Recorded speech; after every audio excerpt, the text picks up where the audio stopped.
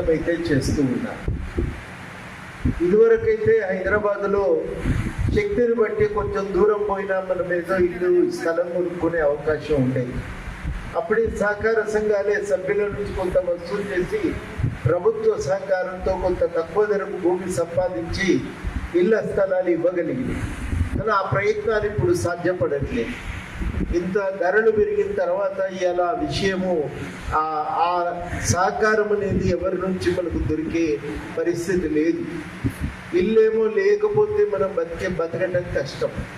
ఇల్లుతో వచ్చేది ఏంటంటే మొట్టమొదట ఒకటి ఆత్మగౌరవం, మన మీద నమ్మకం కూడా పెరుగుతాయి. ఇక్కడనే ఇల్లు కట్టుకొని ఇల్లే బతుకుతున్నాడు కాబట్టి పక్కన నన్ను అప్పియమన్నా ఇస్తాడు, గౌరవప్రదంగా ఉంటుంది. దుకాణంకు పోయి ఉద్దరికత పెట్టినా పెట్టుకోవడానికి అవకాశం ఉంటుంది.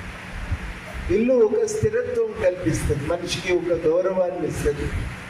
భవిష్యత్తుకు మనం బతకగలుగుతామనే సెక్యూరిటీ కూడా ఇల్లు మనకు కలగజేస్తుంది. ఇప్పుడు ప్రభుత్వం పూనుకొని తక్కువ ధరకు భూమి ఇస్తే తప్ప మనకి ఇంకా ఇల్లు దొరికే అవకాశం అయితే లేదు.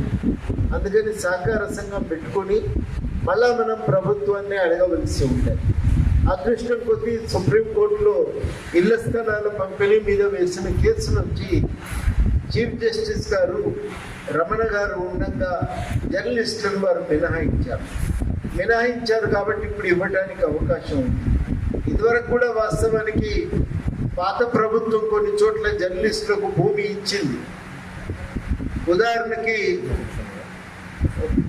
ఖమ్మం జిల్లాలో భూమి ఇచ్చింది, నల్లగొండలో కూడా ఇచ్చినట్టే ఇచ్చి మళ్ళీ గుంజుకున్నారు. రెండు చోట్ల కూడా ఒక చోట ఏదో వివాదాన్ని సృష్టించింది.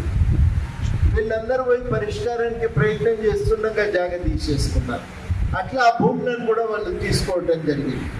ఈసారి అట్లా కాకుండా వాళ్ళ greater Hyderabad journalist mutually aided cooperative housing society general body meeting హైదరాబాద్లో త్యాగరాయన సభలో ఏర్పాటు చేయడం జరిగింది.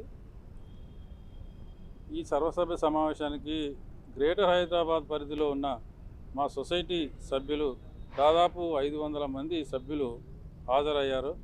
ప్రధానంగా ఏంటంటే 2008లో గ్రేటర్ హైదరాబాద్లో పనిచేసే జర్నలిస్టులకు ఇళ్ల స్థలాలు లేవు, వాళ్ళకు ఇళ్ల స్థలాలు ఇవ్వాలని చెప్పేసి ప్రభుత్వాన్ని కోరేందుకు ఈ సొసైటీ రిజిస్ట్రేషన్ చేయడం జరిగింది. 2008 నుంచి కూడా తెలంగాణ ఉద్యమం తర్వాత తెలంగాణ రాష్ట్రం ఏర్పడింది కూడా గత 10 ఏళ్ళుగా జర్నలిస్టులకు కేసీఆర్ ప్రభుత్వం ఇళ్ల స్థలాలు ఎక్కడా ఇవ్వలేదు. ఇప్పుడు కాంగ్రెస్ ప్రభుత్వం వచ్చింది. ఈ ప్రభుత్వం అయినా కనీసము గౌరవించి జర్నలిస్టులను న్యాయంగా జర్నలిస్టులకు రావాల్సిన ఇళ్ల స్థలాలు ఇవ్వాలని చెప్పేసి కాంగ్రెస్ ప్రభుత్వాన్ని కోరుతున్నాము. ఈ జనరల్ బాడీ మీటింగ్ ద్వారా ప్రభుత్వానికి అప్పీల్ చేస్తున్నాం. ఎందుకంటే దాదాపు 1000 మంది సభ్యులు జర్నలిస్టులు ఈ సొసైటీలో మెంబర్లుగా ఉన్నారు. అర్హులైన జర్నలిస్టులందరూ కూడా ఖచ్చితంగా తప్పకుండా ఇళ్ల స్థలాలు ఇచ్చి ప్రభుత్వం జర్నలిస్టులందరినీ ఆదుకోవాలని చెప్పేసి కోరుతున్నాము. ఈ మధ్యనే ముఖ్యమంత్రి రేవంత్ రెడ్డి గారు కూడా చాలా చోట్ల జర్నలిస్టుల సమస్యలను పరిష్కరిస్తామని సానుకూలంగా స్పందించి హామీలు ఇస్తున్నారు. కాబట్టి మాకు నమ్మకం ఉన్నది. ఎందుకంటే కాంగ్రెస్ ప్రభుత్వమే గతంలో హైదరాబాద్ జర్నలిస్టులకు కాంగ్రెస్ ప్రభుత్వమే 2 సార్లు ఇళ్ల స్థలాలు ఇచ్చింది.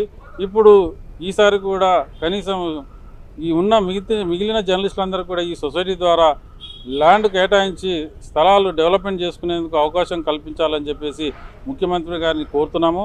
ఈ సొసైటీ సర్వసభ్య సమావేశం ద్వారా ముఖ్యమంత్రిని త్వరలోనే కలిసి మా సమస్యల మీద వారికి వినతి పత్రం సమర్పిస్తామని తెలియజేస్తున్నాం.